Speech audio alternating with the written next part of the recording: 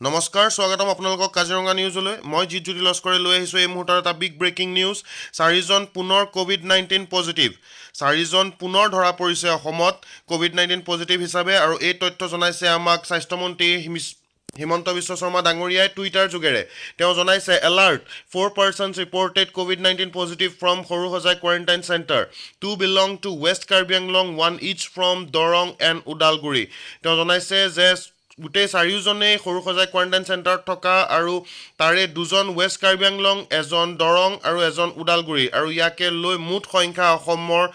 203 লৈ বৃদ্ধি পাইছে 2 শতাধিকতকৈও অধিক লোক আক্ৰান্ত হৈছে এই মুহূৰ্তৰ অসমত এইটো এটা গুৰুত্বপূৰ্ণ খবৰ 4জন পুনৰ কোভিড-19 পজিটিভ ধৰা পৰিছে আৰু ইয়াকে লৈ 203 লৈ বৃদ্ধি পাইছে অসমত কোভিড-19 বা কৰোনা কেছৰ সংখ্যা আৰু এক্টিভ কেছ আছে এতিয়াও 142টা এই কথা জনাইছে আমাক